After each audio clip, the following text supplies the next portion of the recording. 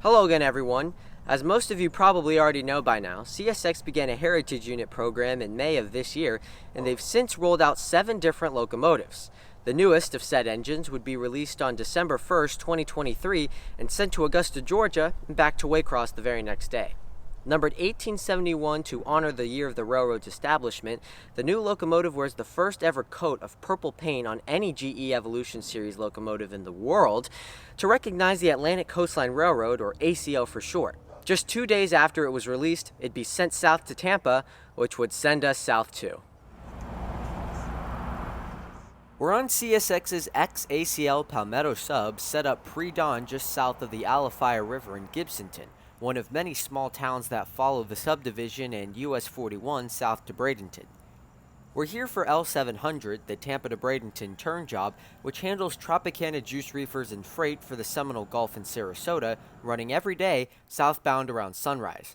Earlier in the night, train M441, a Waycross to Tampa manifest freight, would arrive in Tampa just before 4 a.m. with the coveted power of a CSX ES40DC and the 1871 trailing on its way south. Now, usually the juice train uses nightly intermodal train IO45's power the next morning, as the intermodal train has a schedule to keep and always arrives to the yard a handful of hours before 700 is to go on duty.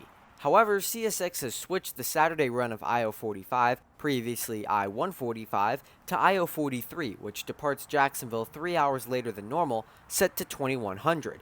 This later departure time sets the train up for a later arrival, which is precisely what happened this day, as IO43 reaches Uceda Yard in Tampa just after 5 a.m. This would give Yeoman only 2 other options for power, either to use a set of yard engines for the local, or M441's power, which beat IO43 to Tampa by 2 hours. This situation would lead us to Gibsonton after making a 35-minute drive off the hope that 441's power would be used for 700. And shortly after setting up at Gibsonton, we'd hear the train departing Tampa with M441's leader, that ES40DC number 5104. Alpha 700. Yeah, ready for the Alpha when you can. Alright, copy that. Alpha Bridge is line and lock for you. Copy that. Alpha. With the Alafia Bridge lined and locked for L700, the local would wake up the small hamlet and give us our first look at CSX's brand new Heritage Unit on its 4th ever train after being released from the paint shops at Waycross.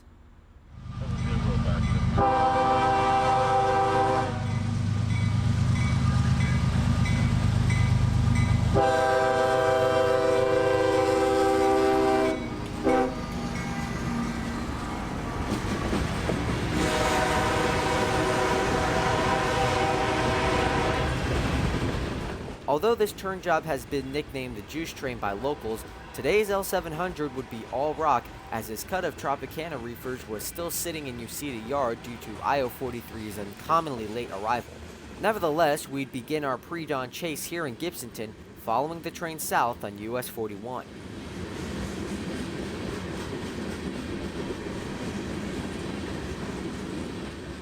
Next stop would be the Little Manatee River on the south side of Ruskin.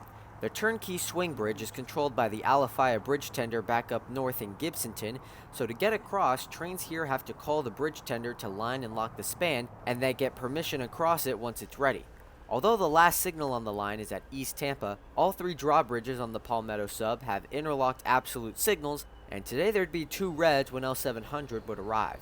L700 south, stop Little Manatee, all red out. Yeah, down here on the red on the Little Manatee. I'm getting her swinging for you now. With the tender now notified, the bridge would be swung into place, taking about 4 minutes from open to fully closed and locked. With the bridge locked and signal upgraded to an approach, L700 can continue his journey south, now in the first light of this very foggy morning.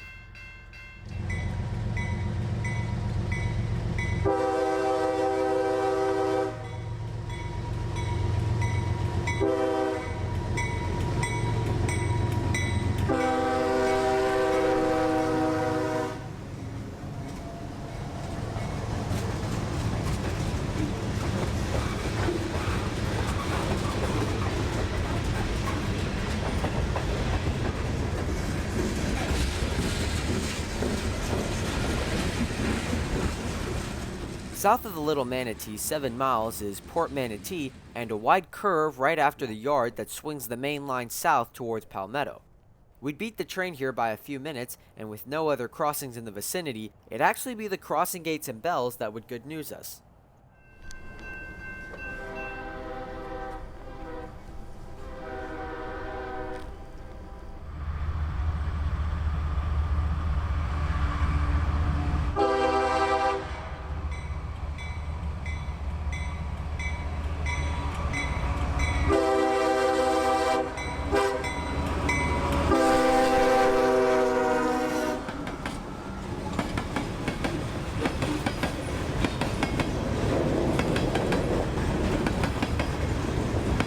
Those first 11 rock hoppers behind the engines on 700 this morning would be for the Parish Spur, which breaks out of the main line at the AZA 914.6 in the center of Palmetto. Once a crossing of the Seaboard and ACL, the Parish Spur only sees a handful of movements a week, as only one customer still resides on the intact trackage. This customer is Conrad Yelvington, which receives cuts of rock from 700 or the sub's weekday local L783. Today, 700 would have paperwork to simply drop off the 11 cars with no pickups and continue south to Bradenton.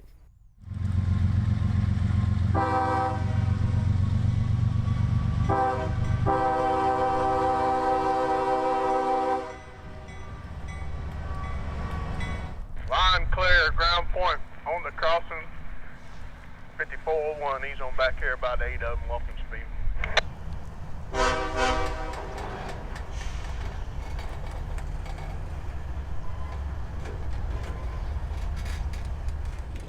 After flaring the crossings and making sure all road traffic had come to a stop, the engineer aboard 5401 backs up his train onto the spur. Just behind the crossing, the conductor would grab onto the last hopper in an operation called protecting the bottom end. Since the engineer obviously can't see what's behind him, the conductor calls out car counts of clear trackage, telling the engineer to come to a stop or proceed for X amount of car lengths.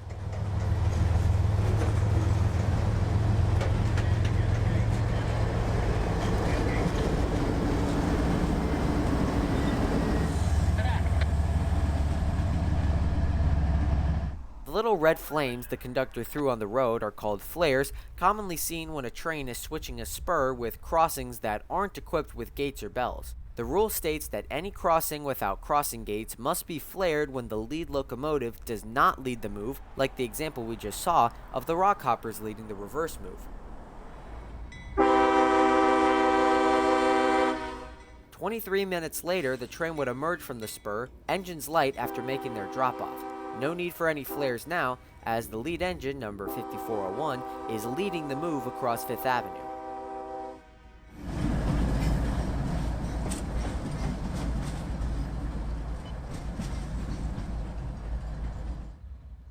Conductor Miller, resource switch AZA 914.6 Parish Spur 0801. That being said, as the conductor realigns the switch for the main line, a flare is once again lit to protect 9th Street, as now the 1871 would lead the reverse.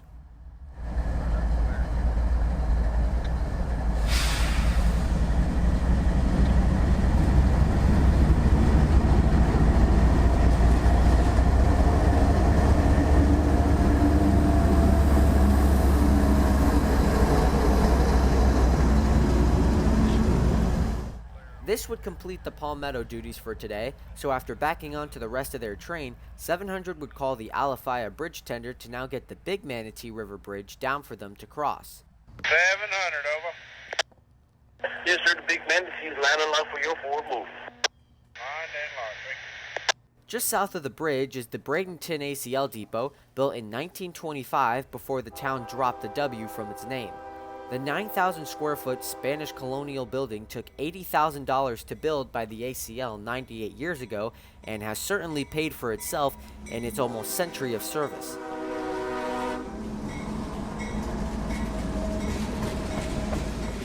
Although still just 20 feet from the tracks, it's used as a business center for a couple of local businesses, yet it's still in wonderful condition. The phrase, "the railroad never stops moving," would be demonstrated right here, as the empty parking lot and closed stores within the depot would be greeted by 700, now only 2 miles away from the Tropicana yard. Arriving with the train at Tropicana, the action would pick up as L775, the daily Tropicana yard switcher, would also begin his work with an old friend of ours, SD40-3 number 4332, as the power. Back a year ago, this was the power for almost every local to Brooksville, now stationed in Bradenton for the foreseeable future. The two trains would commence their morning ritual of yarding the consist off of L700 and handing it over to L775 to begin creating the outbound train.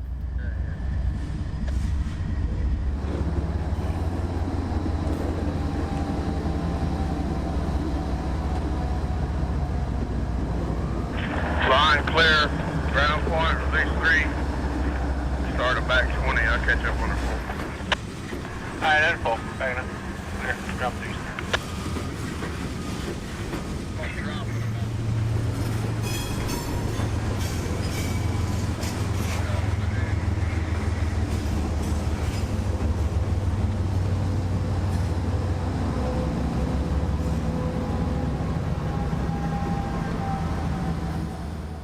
According to L775, the 16 rockhoppers that 700 was dropping off in the yard from Tampa would be taken to the Seminole Gulf interchange in the afternoon for the unloading area in Onico. For now, 700's work would be done, so they'd tie the engines down and head into the yard office while 775 got to work. We'd leave 775 to it for the next half hour, as it was just before 9 a.m. now and a good time to get some breakfast.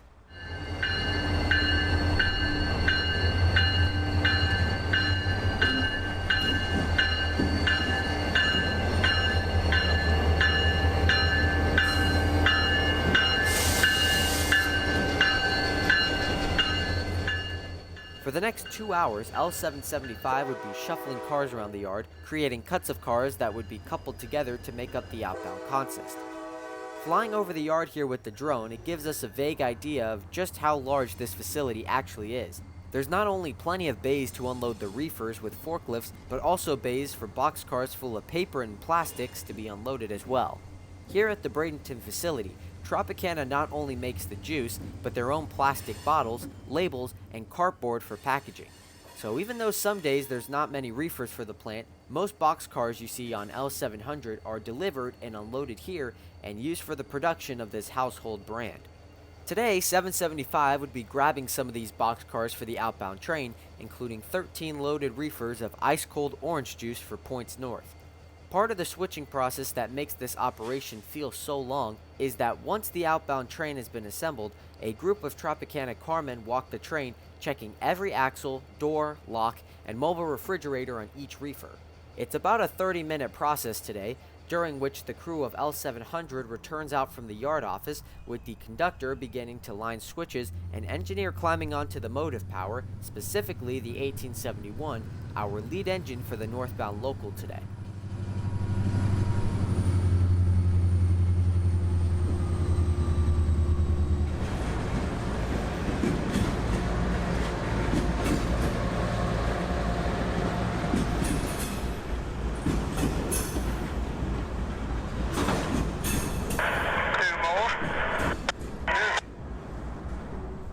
With the outbound consist now pulled out of the yard by L775, L700 can back onto his train just before the crossing at 26th Avenue, where this operation has been performed daily for over 2 years now.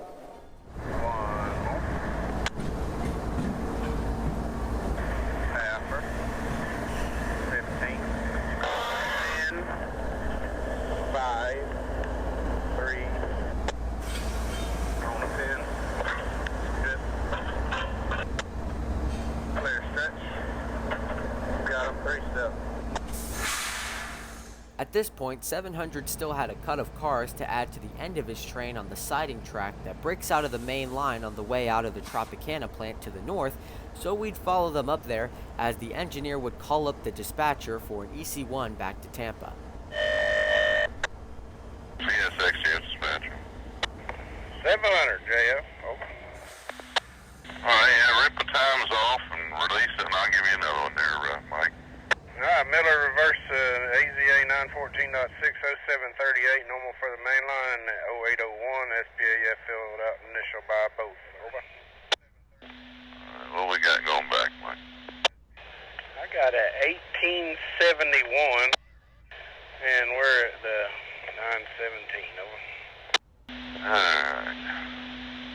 EC1 number 78964. 78964. 1203 23 AZA 917.0 L703 1871 Miller, circle line 1A, main track, north direction. AZA 916.8 on the main. NAS East Tampa on the main. All right, appreciate it. I got to make a quick pickup right here at Braden, and then we'll head that way. Okay, sounds good. Here we go. Relocating to 13th Avenue in Bradenton, we can see 700 down there right in front of the massive crossing of US 301. To couple onto the cut of old hoppers and tank cars in the siding, the crew would have to pull the entire consist out of the facility and back the end into the siding, coupling up and placing the EOT, or end of train device, on the last car.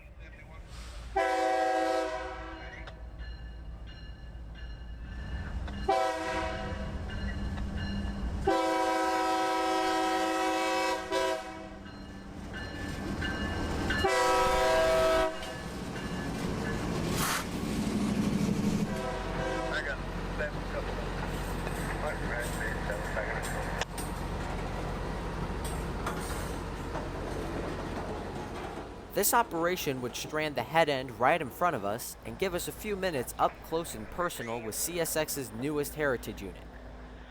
Built for CSX in 2013, the 1871 is an ES44AH, previously numbered 3054 and painted in CSX's boxcar scheme.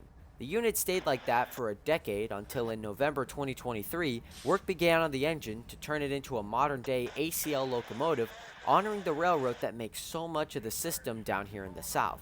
The railroad began in 1871 when the Wilmington, Columbia, and Augusta Railroad rebranded to the name Atlantic Coastline to advertise their coastline routes through South Carolina. After a few more years and a few more railroads absorbed into the system, the Atlantic Coastline Railroad was formed in 1900, and it didn't take long for them to start building routes all over the South. Like many other Class 1s of the time, the ACL also bought out and absorbed a plethora of smaller independent railroads like the Tampa Southern, which built the route we're filming today from Tampa to Sarasota in 1924. It would become a subsidiary of the ACL soon after, carrying famous passenger trains like the West Coast Champion and Silver Meteor up until the start of Amtrak in May 1971. Today, the line here sees two locals, L700 and L783, the former of which is ready to depart as we speak. 700 ready to head north with the juice train, over. All right, 700, I'll let you know when I got it down. Thank you. With the big Manatee lined and locked for 700's departure, we'd move back up to Palmetto, where some shade and warehouses would frame our train nicely. We'd set up in the median of 5th Avenue, a quiet road, at 1 p.m. this Sunday. But we'd be here for what was running on the rails, which would be L700 with the 1871 on point, leading its first ever train in the Sunshine State.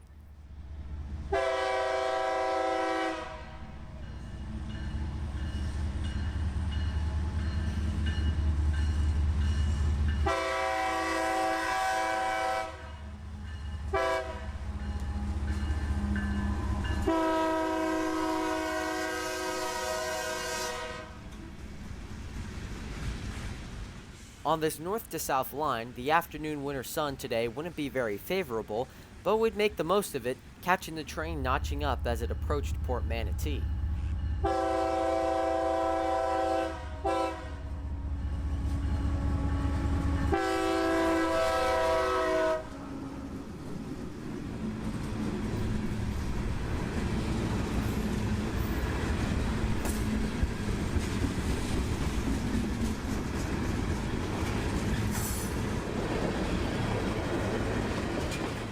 Today's crew aboard the L700 wouldn't be in a rush to get back to Tampa, making for a relatively easy chase up US 41 as we beat the train to the Lavender Road crossing in Sun City. Here the nose of the train would still be a shadow, but the engineer side would be lit well, an improvement in my book.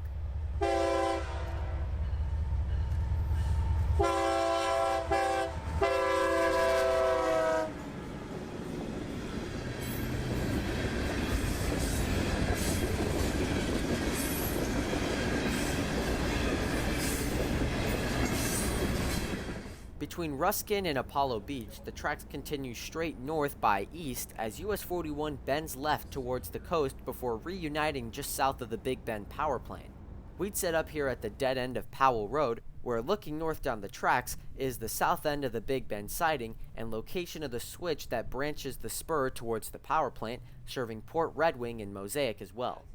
Along this portion of the Palmetto sub, the speed limit is 40 miles per hour, and today 700 would be using every bit of it before slowing down for Gibsonton and the Alafia River drawbridge.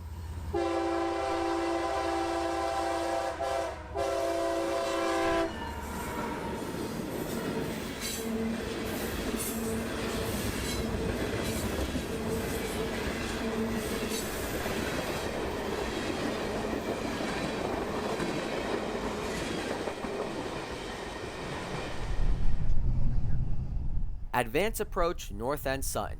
This indication tells the crew to first slow down to medium speed, preparing to stop at the second signal ahead, that being TS Crossing and the entrance to Yeoman Yard, where a white restricting aspect will await them.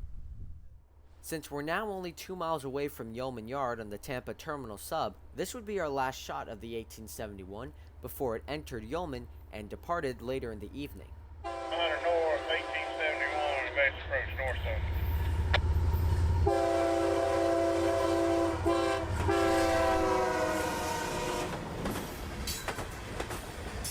700 northbound 1871, approach Palmetto.